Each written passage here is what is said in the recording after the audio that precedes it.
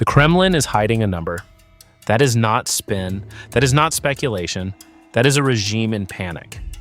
Putin spent 25 years building one thing, the belief that opposing him means standing alone. Alone against the state, alone against society, alone against history. That belief is now dead. The war killed it. Not with a speech, not with a protest, with grocery prices, with body bags, with internet blackouts, with Ukrainian drones hitting Russian soil that Moscow swore was untouchable. Russians are not just angry. They're looking around and realizing everyone else is angry too. And that is the only thing a dictatorship cannot survive. Not sanctions, not battlefield losses, not even a bad economy. The moment people stop feeling alone, the regime's core weapon is gone. So the Kremlin hides the numbers, because the numbers tell the truth the state TV cannot. Putin is not losing a war, he is losing control of the story. And once that goes, nothing else matters. In Putin's Russia, an approval rating is not a number, it is a command. It tells the country what reality is supposed to look like. The leader is strong, the people are united, the system is stable, nobody needs to ask questions. That is why the Kremlin publishes these numbers like clockwork, not to inform Russians, to train them. A poll appears, state TV repeats it, loyal media polish it, and millions of people receive the same message the majority has already decided. So do not even think about standing outside it. Then the machine jammed. The number that was supposed to appear did not appear. In a normal country, that is boring. In Putin's Russia, it is explosive. Authoritarian power survives on rituals. The parade says the army is unbeatable. The speech says the leader is wise. The poll says the people agree. When one ritual breaks, the whole stage flickers. People may not know what is happening behind the curtain, but they know when the curtain suddenly stops moving. That is why 65.6% hits harder than it looks.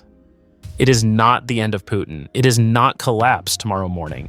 It is something more useful to understand a crack in the performance of certainty, and the numbers underneath cut deeper. 24.1% say they do not trust Putin. 23.3% say they disapprove of his work. In a free country, that is normal politics. In Russia, that is pressure leaking out of a sealed room. People know the state listens. They know silence is safer. So when distrust still rises, the fear system is losing grip. The Kremlin's reaction tells the real story. If the number were harmless, they would publish it. If the story were stable, they would not need cleaner figures from FOM to hide behind. They would not steer loyal media away from the bad chart. They would not treat a weekly poll like classified material. This is not confidence. This is a fire drill inside the propaganda department. The regime is not only worried about what the number says, it is worried that Russians will notice the regime is worried. That is the dangerous part. Ratings in Russia do not just measure support. They manufacture the feeling of support. They turn politics into weather natural, permanent, too big to challenge. But when the thermometer disappears, nobody thinks the weather is fine. They think the fever is high. And once people suspect the fever, every message after that sounds weaker. Victory sounds thinner. Sacrifice sounds more expensive. Stability sounds staged. Putin's problem is not one bad poll. It is the machine breaking in public. The machine that turns fear into silence. The machine that turns silence into consent. The machine that turns consent into the illusion of national unity. The Kremlin did not just hide a number. It accidentally showed the country where the system is bleeding. Putin made one silent promise to ordinary Russians: support the war and the war will never reach your dinner table. In 2022, Moscow wanted Russians to watch the invasion like a movie. Sit down, turn on state TV, see arrows moving west, hear generals talk about victory, blame NATO, praise the army. Then go back to work. The war was supposed to feel distant, patriotic, and controlled, but by 2026, that illusion is breaking. The war has escaped the screen. It is not just in Ukraine anymore.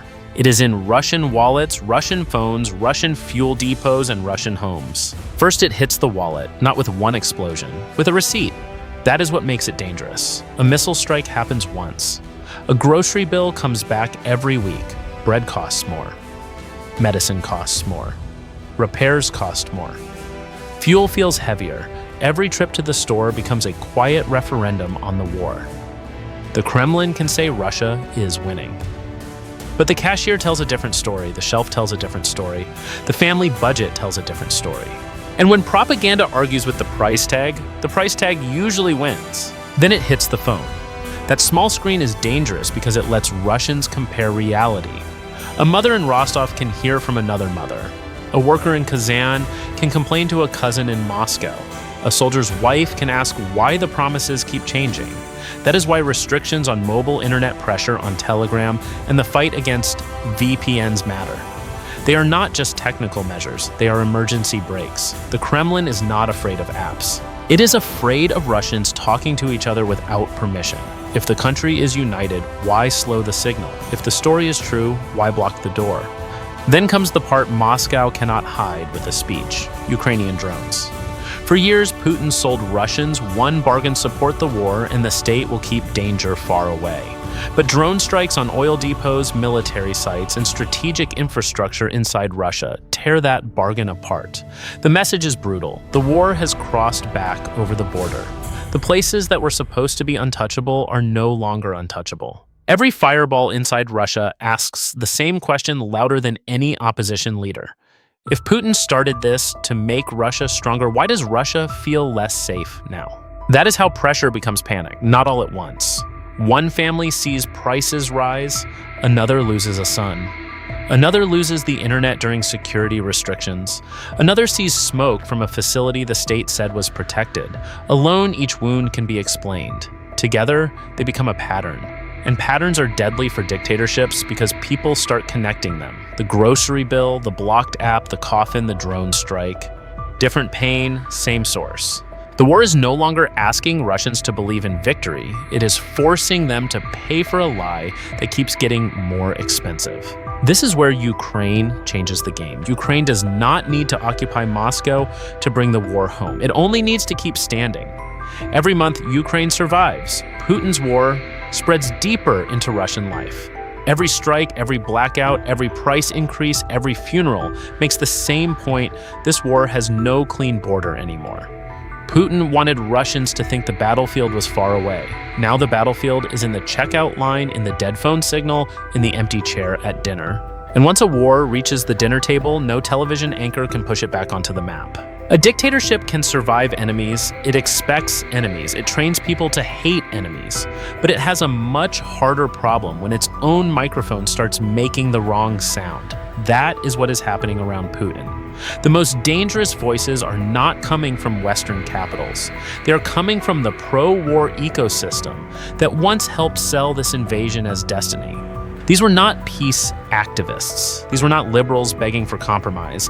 These were the loud men of the war machine, the bloggers, commentators, and nationalist channels that spent years telling Russians that Ukraine would break NATO, would blink, and Russia would rise.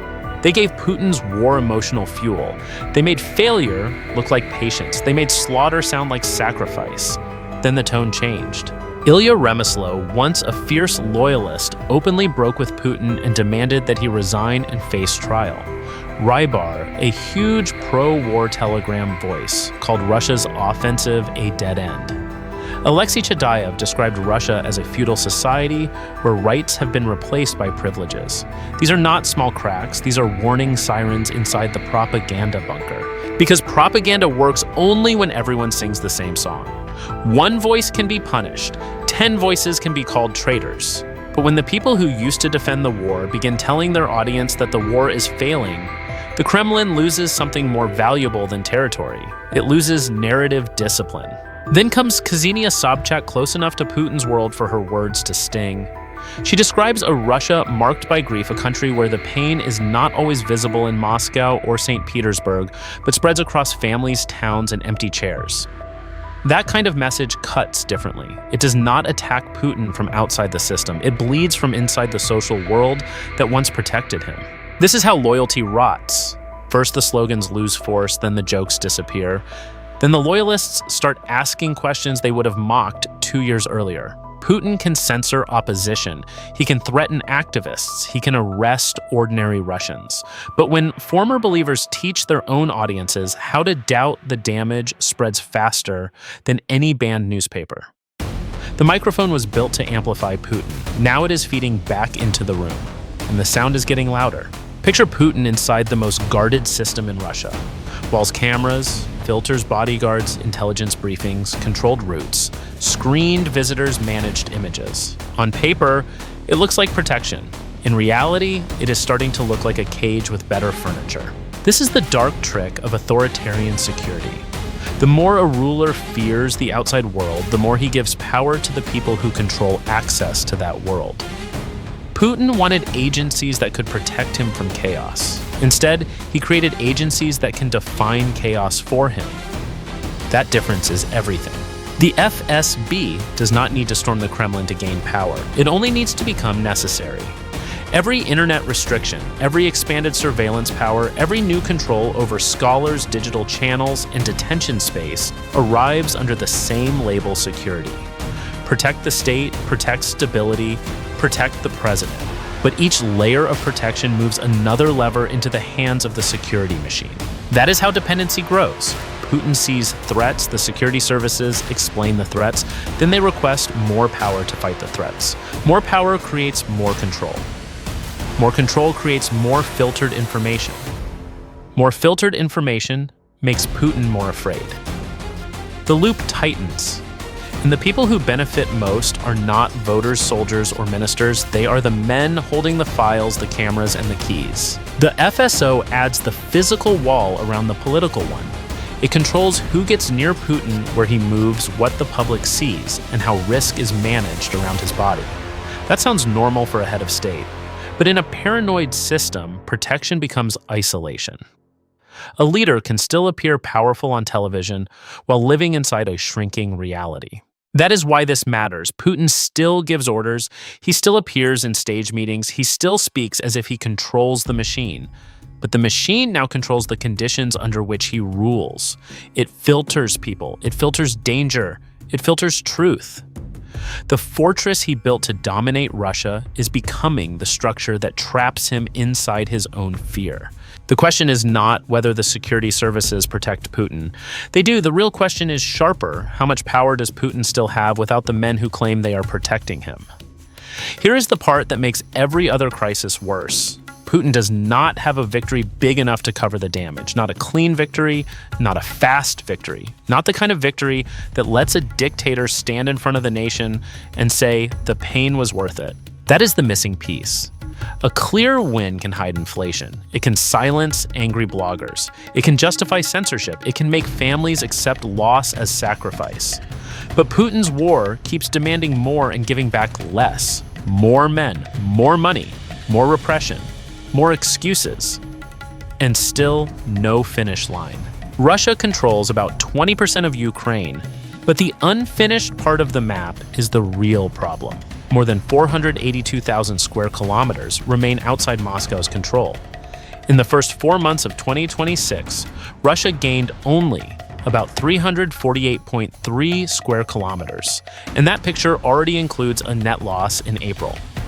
Stretch that pace across a full year, and Russia gets roughly 1,044.9 square kilometers. Then comes the number that turns the whole war into a trap: 461 years. Nobody seriously believes the war will last 461 years. That is not the point. The point is what the number exposes. Putin promised inevitability. The math shows exhaustion. Putin promised a rising empire. The map shows a grinding machine burning men for inches. Putin promised history. The pace shows delayed decay and strategic suffocation. This is why Ukraine's endurance is so dangerous. Ukraine does not need to conquer Moscow. Ukraine needs to deny Putin the one thing that can repair his story: quick success. Every month, Ukraine stands, Russia pays again. The army pays in casualties. The economy pays in pressure. Families pay in grief. The regime pays in fear. And Putin pays in control. That is the trap. Continuing the war no longer proves Russian strength. It proves Putin cannot stop. Ending the war risks admitting failure. Escalating the war risks bringing more pain home. Waiting only gives the cracks more time to spread. Ukraine's strategy is brutal because it is simple. Survive, adapt, strike, hold. Make Russia pay for time. And time is exactly what Putin no longer controls. Putin's problem is no longer simply how to win the war. It is how to survive a war. He cannot win quickly, cannot explain honestly, and cannot stop safely. That is the trap. For years, Putin ruled through a bargain stay, quiet accept the story, and the state will give you stability. But the war has broken that bargain. It has entered the wallet, the phone, the dinner table, and the silence inside Russian homes. It has become a mirror forcing Russians to see what state television was built to hide. The Kremlin can bury a number. It can pressure the media. It can blame NATO. It can call critics traitors. But it cannot easily repair the moment when private fear becomes shared recognition. That is where power starts to rot. The army is being drained at the front. The public is being worn down at home. The propaganda machine is losing discipline. The security state is growing stronger around the man it claims to protect. And Ukraine, by refusing to break, keeps forcing Putin's war back into Russia's own bloodstream. If Putin continues, the pressure spreads. If he stops, the myth cracks. If he escalates, the cost comes home even faster. Ukraine does not need one perfect strike to change history. It needs to survive, adapt, and keep making time expensive for Moscow. Because time, the one force Putin thought he could command, is now working against him. Dictators look strongest when everyone is afraid alone. They start to weaken when people realize they are not alone anymore. So here is the question. Is Putin still controlling the system, or is the system now controlling him? Leave your thoughts below. And if you want more clear-eyed breakdowns of the war behind the headlines, stay with this channel.